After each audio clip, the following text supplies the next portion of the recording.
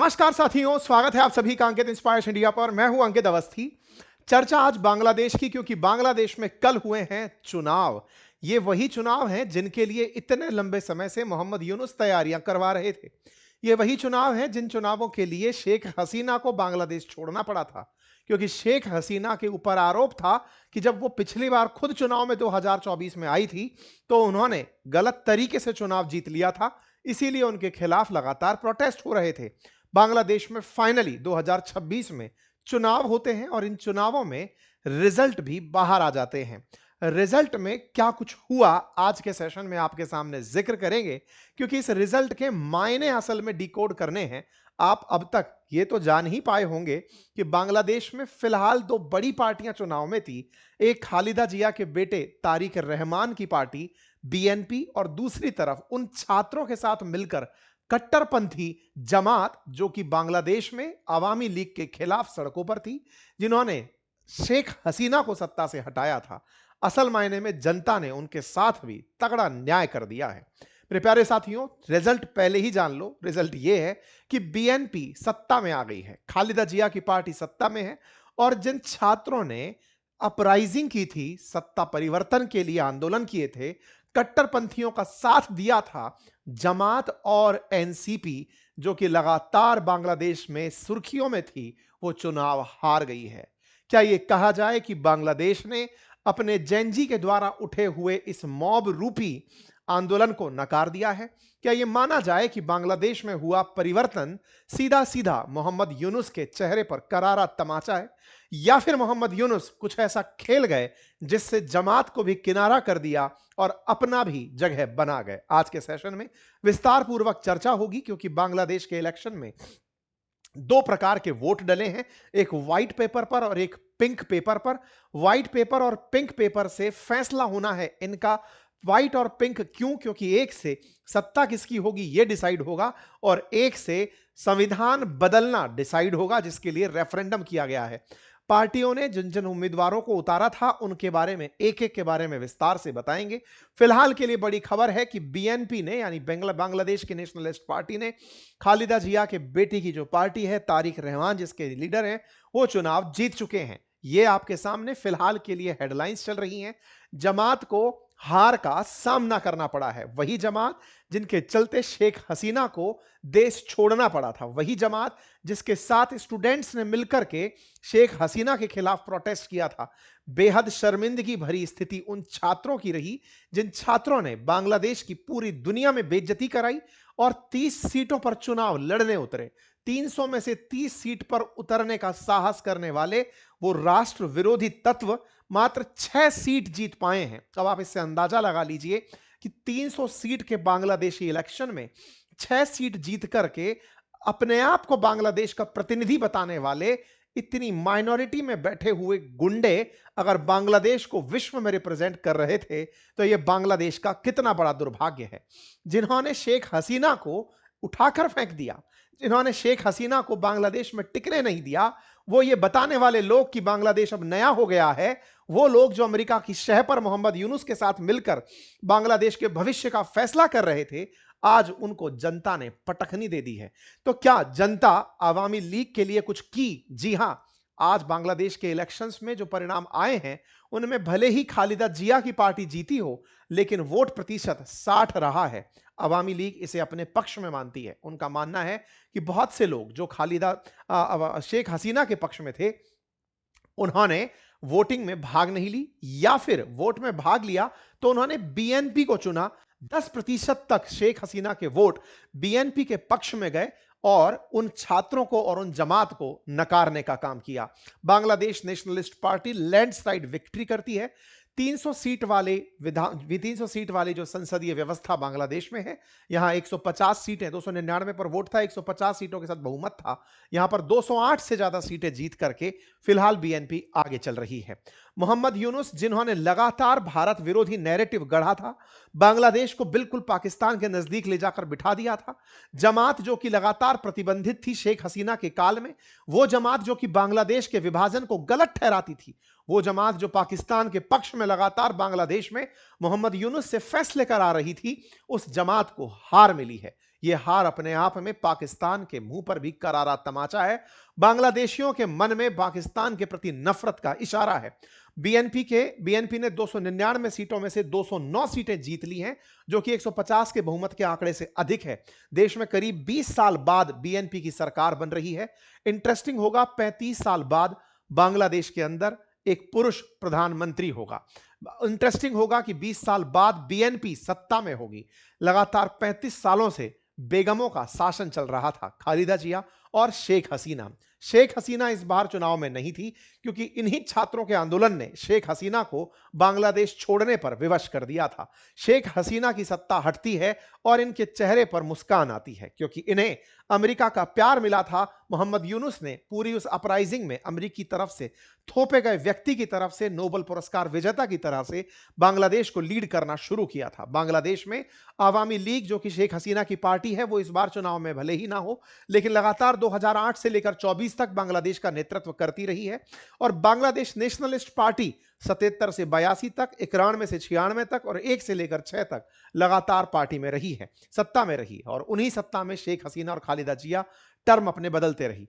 पिछले बार 2024 के इलेक्शन में बीएनपी ने शेख हसीना के चुनावों का विरोध करते हुए इलेक्शन में पार्टिसिपेट करने से इनकार कर दिया था। इसलिए शेख हसीना बहुमत से आई थी और यही कारण था कि इस चुनाव को, जिसमें बीएनपी ने पार्टिसिपेट नहीं किया था, इसे दुनिया भर से कई जगह खारिज भी किया गया था। प्रतिक्रिया स्वरूप उसे सही इलेक्शन नहीं माना गया था। लेकिन भारत ने उस इलेक्शन को भी समर्थन दिया था जिसमें शेख हसीना चुनकर आई थी, और भारत ने आज भी समर्थन दिया है जब बीएनपी लीडर जीत कर आए हैं, चाहे उसमें अवामी लीग शामिल नहीं है। भारत की तरफ से बांग्लादेश को बहुत सारी शुभकामनाएं, बीएनपी के लीडर तारिक रहमान को बहुत सारी शुभकामनाएं भेज दी गई हैं। तो क्या तारिक रहमान अब भारत के पक्ष में फैसले लेंगे या पाकिस्तान के पक्ष में, या फिर ये चाइना की तरफ चलेंगे या अमेरिका इन्हें डायरेक्ट करेगा, यह जानना अत्यधिक जरूरी है। क्योंकि 17 साल बाद ये बांग्लादेश आए थे, इन पर तमाम चार्जेस लगे थे। शेख हसीना द्वारा इन पर आरोप था। शेख हसीना के चार्जेस जब इन पर थे तो ये छोड़ करके विदेश चले गए थे। लेकिन जब शेख हसीना भारत आई और इनकी मां की तबीयत बिगड़ने लगी तो पिछले साल दिसंबर में ये वापस लौटते हैं। और जब लौटते हैं उसी समय मैंने आप लोगों के सामने एक सेशन किया था जिसमें कहा था कि क्या यूनुस के अरमानों पर फिर जाएगा पानी। ऐसा इसलिए क्योंकि पूरी जनता जो शेख हसीना के खिलाफ थी, जिसको लेकर के मोहम्मद यूनुस सोच रहे थे कि वो जमात और छात्रों के लीडर बनते हुए, एनसीपी के लीडर बनते हुए राष्ट्र को चला लेंगे, वो ही अब माइनॉरिटी में होने लगे थे। जनता ने पूरी तरह से स्वागत किया था तारिक रहमान का, क्योंकि बांग्लादेश ने यह तय किया था कि भले ही अब आवामी लीग नहीं है, लेकिन एक अनुभवी पार्टी सत्ता में रहे तो वो बांग्लादेश का सही विकल्प होगी। क्योंकि तारिक रहमान बांग्लादेश में पहले भी सत्ता के बहुत नजदीक रह चुके हैं, अपनी मां के साथ सत्ता को संचालित कर चुके हैं। ऐसे में जमात के साथ जाना बांग्लादेशियों ने नहीं स्वीकारा। बांग्लादेश में जमात को भले ही मोहम्मद यूनुस का समर्थन हो, छात्रों को मोहम्मद यूनुस का समर्थन हो, लेकिन जनता ने उन्हें ना स्वीकारते हुए यह कहा कि वो जमात जो बांग्लादेश के बनने को अस्वीकार करती है, वो जमात जो पाकिस्तान के साथ मिलकर बांग्लादेश के निर्माण के समय बांग्लादेशी चाहत रखने वालों को मरवाती है, उस जमात को हम अपने देश का भविष्य नहीं सौंप सकते। वो छात्र जो किसी के बहकावे में आकर के देश को बदनाम करने निकल पड़ते हैं, उन छात्रों को लीडरशिप बांग्लादेश की जनता नहीं देती। रिजल्ट है, और रिजल्ट में जनता के बीच की खुशी जब उन्हें मौका दिया गया 300 सीटों पर मतदान करने का। बांग्लादेश में कुल 350 सीटों पर बांग्लादेश की संसद में वोट होते हैं, जिनमें से 50 सीटें महिलाओं के लिए रिजर्व हैं। जो पार्टी 300 में से बहुमत लेकर आती है, उसी पार्टी को ये 50 सीटें उसी अनुपात में दे दी जाती हैं। ऐसे में अब चूंकि 209 सीट तक बीएनपी लेकर आ चुकी है, तो लगभग 2/3 सीट उनके पास हैं। ऐसे में इसमें से भी लगभग 24 से अधिक सीटें उनको दे दी जाएंगी, और 40 से अधिक सीटें उनको लगभग इसके अंदर दे दी जाएंगी। ठीक है ना। तो कुल मिलाकर के 35 से 40 के आसपास सीटें महिलाओं के केस में बीएनपी को इस वाले पोर्शन में से जो रिजर्व है उसके अंदर से बांट दी जाएंगी। फिर वो अपनी मर्जी से महिलाओं को संसद के अंदर रिप्रेजेंटेटिव बनाते हुए बिठा सकेंगे। साथियों, यहां पर 150 सीटें ही निर्धारक होती हैं। इसमें से 209 सीट जीत करके बीएनपी ने अपनी एक लैंडस्लाइड विक्ट्री जाहिर कर दी है। 1991 उम्मीदवारों में से 209 उम्मीदवार अपने जिताकर ले आना बीएनपी के लिए एक बड़ी उपलब्धि करार किया जा रहा है। यहां पर ध्यान देने वाली बात यह है कि जमात के लीडर शफीकुल रहमान बड़ी मुश्किल से अपने आप को जिता पाए, और तो और जो छात्र नेता थे नाहिद इस्लाम, जिन्हें पूरी बांग्लादेश का चेहरा समझा जा रहा था, नए बांग्लादेश का चेहरा, वो बमुश्किल 2000 वोटों से अपनी सीट को निकाल पाए हैं। और इनका जो टक्कर चल रही थी वो टक्कर बीएनपी के नेता से थी। मात्र 2000 वोट से अपनी सीट को जिताने वाले नाहिद इस्लाम को ये जीत हार से भी बुरी लगनी चाहिए। खैर, बांग्लादेश में कुछ हो ना हो, पूरे देश को हाशिए पर बिठाने वाले नेता तो बन ही गए हैं। फिलहाल चाहे 6 ही सीट क्यों ना हो, लेकिन बांग्लादेश की संसद में इन्हें सीट तो मिल ही गई है। लेकिन ऐसे नेता जो पूरे देश को अंतर्राष्ट्रीय स्तर पर हास्य का पार्ट बना दें, ऐसे नेता जो बांग्लादेश को तरक्की में पीछे ले जाएं, उन्हें बांग्लादेशी किस रूप में स्वीकारेंगे, ये तो खैर आने वाला समय बताएगा। जहां तक बात हो शफीकुर रहमान की, वो कट्टरपंथी व्यक्ति जो कि फिलहाल चुनाव में उतरते हुए एक हिंदू को इसलिए चुनाव में उतारा ताकि इनके ऊपर कट्टरपंथ का दाग थोड़ा कम लगे। इन्होंने जिस कृष्णानंदी को चुनाव में उतारा था, वो चुनाव हार भी गए हैं। बांग्लादेश में चुनावों को होता देखने के लिए अंतर्राष्ट्रीय स्तर पर बहुत सारे ऑब्जर्वर्स आए थे, दुनिया भर के ऑब्जर्वर्स यहां पहुंचे थे। जहां तक बात हो भारत की कि भारत ने क्या ऑब्जर्वर भेजे, तो भारत के विदेश मंत्रालय ने कहा कि हमारे पास इनविटेशन आया था ऑब्जर्वर भेजने का, लेकिन हमने अपना ऑब्जर्वर इलेक्शंस में नहीं भेजा। खैर, फिलहाल के लिए भारत का ऑब्जर्वर ना भेजना यह यहां पर भारत की एक डिप्लोमेसी का हिस्सा रहा, क्योंकि भारत नहीं चाहता था कि भारत की प्रेजेंस को वहां पर एक इग्निशन के रूप में लिया जाए। इसको लाभ के रूप में लेकर के जमात या फिर एनसीपी के नेता भारत विरोध में कुछ नया स्वांग रचें। भारत बैकफुट पर रहते हुए बांग्लादेश के इलेक्शनों का सम्मान करता रहा।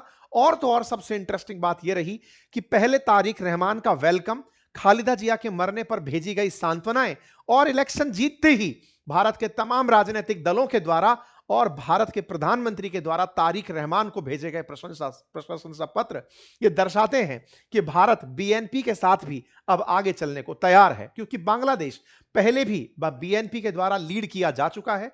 और उस समय बांग्लादेश में चाइना वर्सेस भारत हुआ भले करता था, लेकिन पाकिस्तान वर्सेस भारत नहीं हुआ करता था।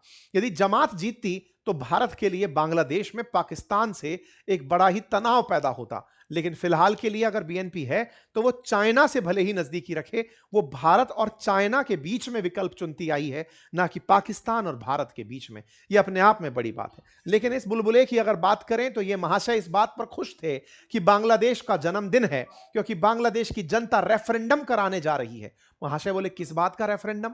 बोले, यहां की जनता आने वाले समय पर जनमत संग्रह कर रही है कि अब बांग्लादेश फिर से आजाद हो। बोले, भाई साहब, दोबारा कैसे आजाद होता है? क्या दोबारा भी जन्म होता है क्या किसी का? लेकिन इनको लगता है, इनको इस उम्र में यह सूझता है कि चलो अब इसको पुनर्जन्म देते हैं, और पुनर्जन्म का नाम इन्होंने रेफरेंडम दिया। मतलब कि अब जनमत संग्रह होगा इस बात का, अगर जनता ने समर्थन दे दिया संविधान बदलने का, प्रधानमंत्री की शक्तियों को कम करने का, प्रधानमंत्री के टाइम पीरियड को 10 साल तक सीमित करने का, प्रधानमंत्री किसी राष्ट्रीय पार्टी के अध्यक्ष ना हो इसका, प्रधानमंत्री के अलावा राष्ट्रपति की ताकत बढ़ा दी जाए इस बात का, बांग्लादेश के अंदर द्विसदनात्मक व्यवस्था हो इस बात का, राष्ट्रपति मानवाधिकार जैसे आयोगों को नियुक्त कर सके इस बात का, अगर जनता रेफरेंडम करती है तो बांग्लादेश का नवनिर्माण होगा। खैर, इलेक्शन होते हैं, दोनों ही प्रकार के वोट दिए जाते हैं, सफेद पेपर और पिंक पेपर, एक में रेफरेंडम और एक में इलेक्शन रिजल्ट। इस तरह के दोनों मतों को हर पार्टी के लीडर के द्वारा दिया जाता है। जनमत संग्रह कराने की प्रक्रिया बांग्लादेश में पहले 1991 में हुई थी और अब फिर हो रही थी। यहां पर जो कागज थे उनमें पिंक पेपर रेफरेंडम बैलेट था, जिसका जवाब अगर यस में आता तो वहां पर बांग्लादेश के अंदर परिवर्तन की हां होती। तो क्या रहा रेफरेंडम का जवाब? बांग्लादेश की जनता ने रेफरेंडम को चुना है। आंकड़े बताते हैं कि 70% चुनाव जनता ने जुलाई चार्टर पर हां कहा है। जुलाई चार्टर है बांग्लादेश के अंदर 84 से अधिक सुधार प्रस्तावों के लिए किया जाने वाला जनमत संग्रह। जनता का मानना है कि बांग्लादेश में सुधार होने चाहिए, जिनमें से लगभग 50 संवैधानिक सुधार की श्रेणी में हो, प्रधानमंत्री की शक्ति सीमित हो, राष्ट्रपति को ज्यादा शक्तियां देना इसमें शामिल करने की बातें शामिल हैं। कुल इस प्रकार से जनता ने इन चीजों पर वोट दिया और वोट के लिए बड़ा ही उत्साह लोगों में देखा गया। यह उत्साह दो मायने में है। पहला क्या ये उत्साह बांग्लादेश में वोट के लिए था या फिर जमात और एनसीपी से मुक्ति पाने के लिए या मोहम्मद यूनुस से मुक्ति पाने के लिए? तो जनता का उत्साह देखते हुए और रिजल्ट देखते हुए लगता है कि जमात की कट्टरपंथ को और पाकिस्तान प्रेम को और बांग्लादेश के प्रति नफरत को इन लोगों ने इग्नोर कर दिया है, किनारा कर दिया है। ये वो लोग हैं, क्योंकि मैं आपको याद दिला दूं कि असल में बीएनपी हो या अवामी लीग, ये दोनों ही बांग्लादेश बनाना चाहती थी, लेकिन जमात पाकिस्तान से, पूर्वी पाकिस्तान को अलग नहीं करना चाहता था। ध्यान देने वाली बात यह है कि बीएनपी उस समय बस क्रेडिट की लड़ाई लड़ रही थी कि हमारे अब्बा ने इसको आजाद करवाया या अवामी लीग के शेख मुजीबुर रहमान ने। उन दोनों के बीच, जियाउर रहमान और शेख मुजीबुर रहमान में किसने बांग्लादेश को आजाद करवाया, इसकी लड़ाई हो रही थी, इसकी नहीं कि बांग्लादेश पाकिस्तान से अलग हो या ना। लेकिन जमात वो तीसरा फ्रंट था जो चाहता ही नहीं था कि बांग्लादेश अलग हो, यानी कि पाकिस्तान से अलग कोई जगह बने। यही कारण है कि जमात के प्रति लोगों में नफरत थी। यह रिजल्ट अपने आप में बड़ा नतीजा दिखाता है। अर्थात पाकिस्तान चाहे जितने भी प्रपंच यहां रचता रहा, वो सब की सब यहां पर फीके पड़ गए।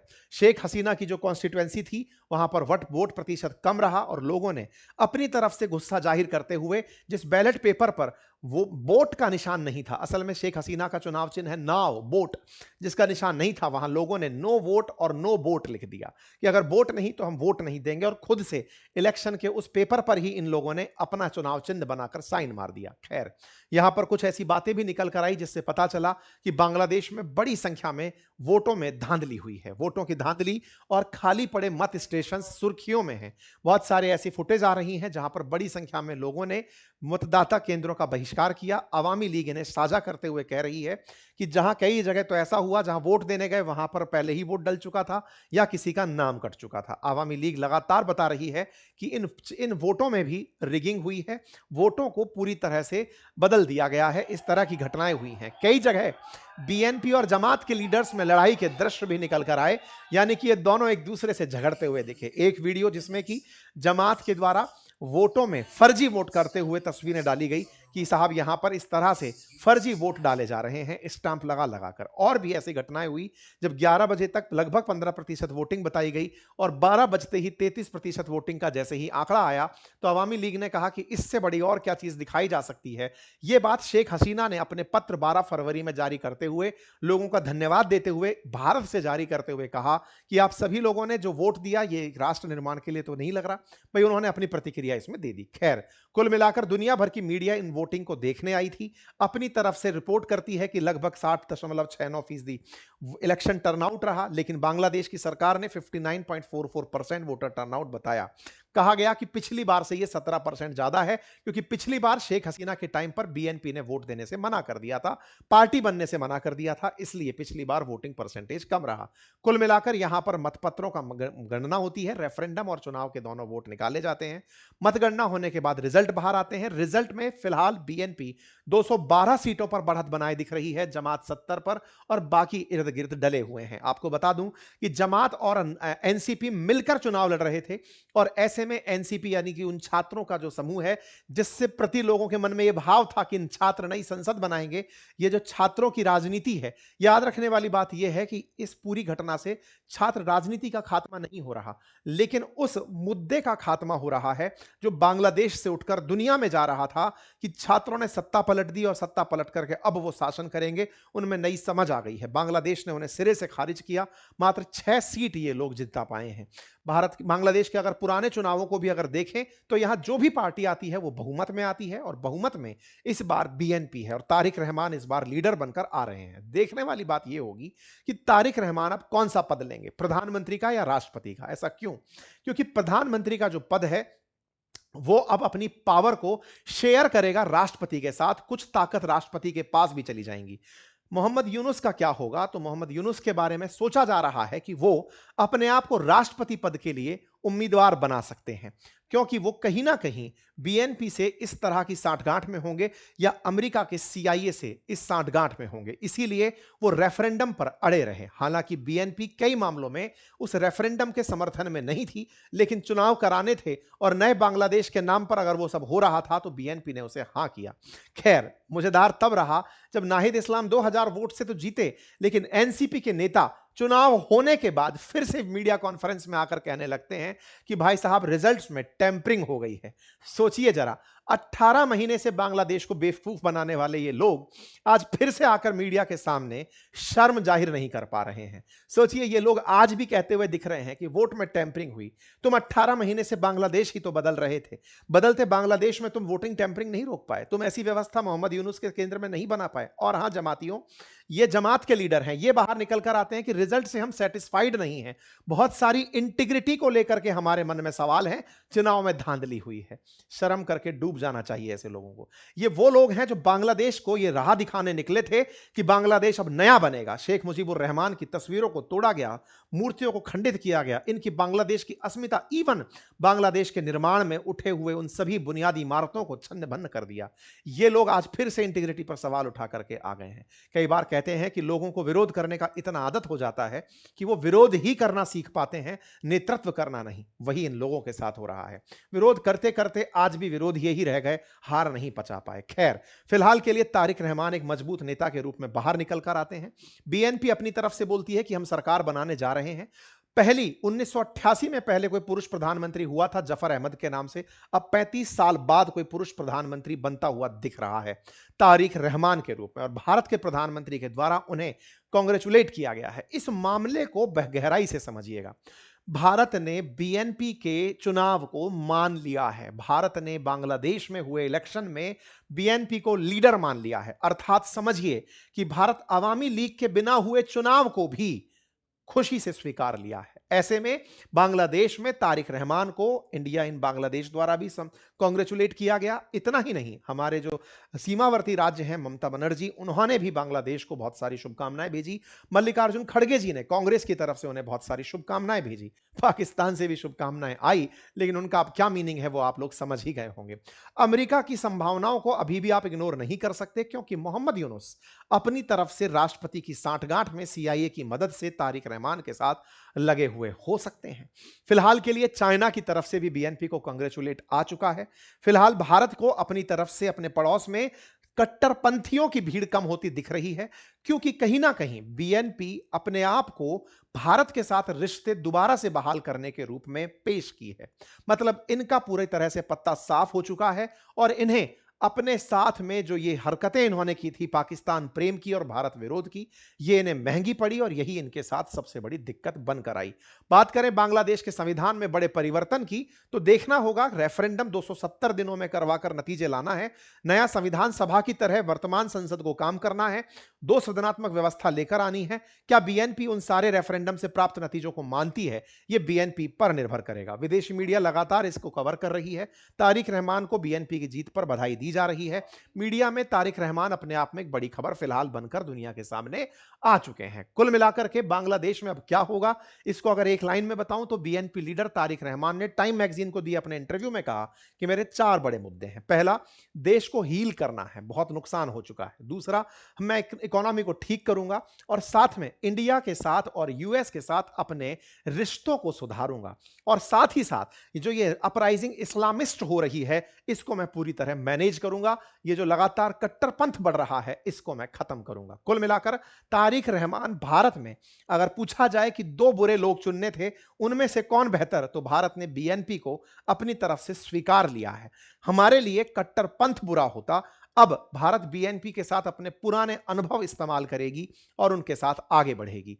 बीएनपी चाइना और भारत में से प्रेफरेंस देता है, भारत और पाकिस्तान में से इसका प्रेफरेंस नहीं रहा है। ऐसे में तारिक रहमान की पॉलिटिकल जो सूझबूझ है वो भारत के साथ रिश्ते सुधारने की होगी, ऐसा भारत को उम्मीद है। आप लोग इस विषय पर क्या सोचते हैं, अपनी राय जरूर कमेंट बॉक्स में दीजिए। चैनल पर नए हैं तो सब्सक्राइब कर लीजिए, अपने साथियों से इसे अवश्य साझा कीजिए। आप अपनी राय कमेंट बॉक्स में दें तो हमें एक उत्साह मिलता है, हमें लगता है कि आपने हमारे साथ इंटरेक्ट किया है। आप अपनी बात लिख पाते हैं कि यह सही है या गलत, तो भी हमारे लिए एक उत्साह का कारण होता है। बहुत बहुत धन्यवाद।